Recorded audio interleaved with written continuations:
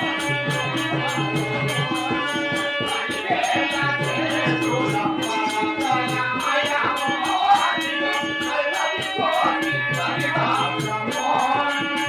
subscribe